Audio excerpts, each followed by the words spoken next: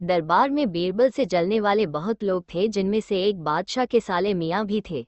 ये बार बार बीरबल से होड़ करते और हमेशा मात खाते, लेकिन बेगम का भाई होने की वजह से बादशाह इन्हें कुछ कह भी नहीं सकते थे।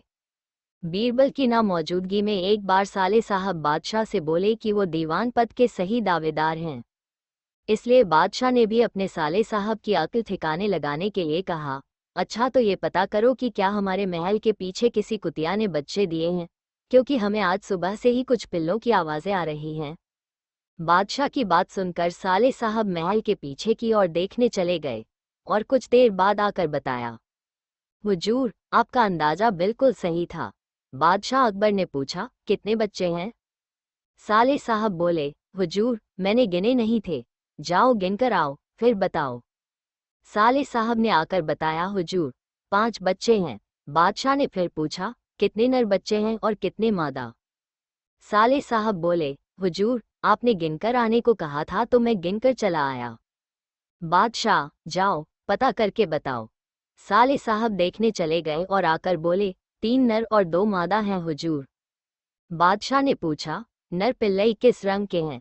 साले साहब ने फिर नकारते हुए कहा, देखा नहीं, मैं अभी देख कर आता हूँ। अब बादशाह ने गुस्से में कहा, रहने दो, अब तुम बैठ जाओ।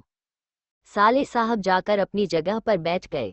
थोड़ी देर बाद बीरबल भी दरबार में आ गया। तब बादशाह ने बीरबल से वही बात कही, जाओ पता करके आओ हमारे महल के पीछे किसी कुतिया ने बच्चे दिए हैं क्या?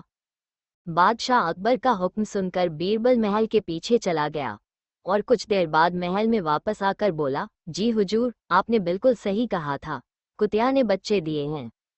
बादशाह बोले, कितने बच्चे हैं? हुजूर, 5 बच्चे हैं। उनमें कितने नर और कितने मादा? बादशाह ने पूछा। 3 नर और 2 मादा है। हुजूर बादशाह अकबर, नर बच्चे किस रंग के हैं? बीरबल, 2 काले और 1 बादामी रंग का है। बादशाह अकबर के सभी सवालों के जवाब देने के बाद बीरबल अपने स्थान पर जाकर बैठ गया। फिर बादशाह ने अपने साले की तरफ देखा जो कि सिर झुकाए चुपचाप बैठा था। बादशाह ने पूछा, साले साहब, क्या अब तुम्हें कुछ कहना है? साले साहब के पास बोलने के लिए अब कोई जवाब न था, वह सिर झुकाए अपने स्थान पर बैठा रहा।